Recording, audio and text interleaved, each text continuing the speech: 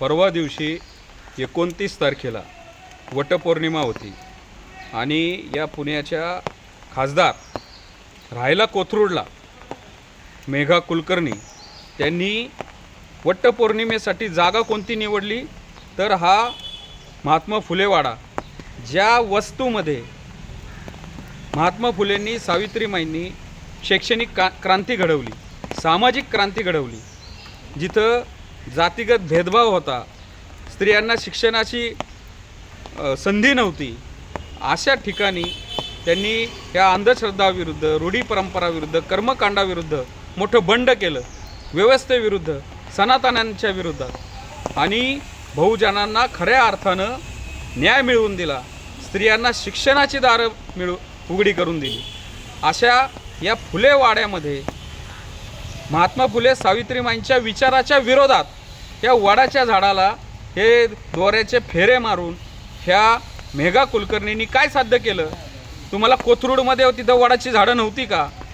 का इथं जो आम्हाला आमचं हे ऊर्जास्थळ आहे, आम्हाला महात्मा फुलेंनी सावित्रीमाईंनी सांगितलं आहे बहुजनांना की बहुजन ह्या अंधश्रद्धांच्या कर्मकांडांच्या आहारी चाललेत आणि त्याच्यामुळं त्यांचं आयुष्याची बर्बादी होती आहे, ते करू नका, तुम्ही शिक्षणाची कास धरा.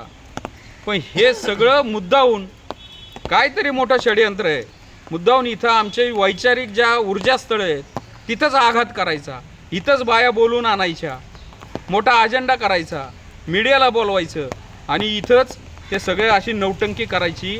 या मेघा कुलकर्णीला जर तुम्हाला रूढी परंपराच, या पुरातत्व खात्याला पण मला प्रश्न विचारायचे आहेत. त्यांनी एक लेटर काढलं की पहिल्यांदा त्यांनी मनाई केली अशा प्रकारे कुठल्या रूढी परंपरांना, नंतर दुसऱ्या दिवशी ते लेटर काढतात आणि म्हणतात ऐतिहासिक वारसा जाहीर व्हायच्या आधीच्या रूढी परंपरा इथं चालल्या पाहिजेत आणि त्याला पोलिसांनी संरक्षण द्यावं. मग आमचं म्हणणं आहे, मग शनिवार वाड्यामध्ये त्या मस्तानी महालामध्ये एखाद्याने नमाज पाडली, त्या रूढी परंपरा नाही चालत का?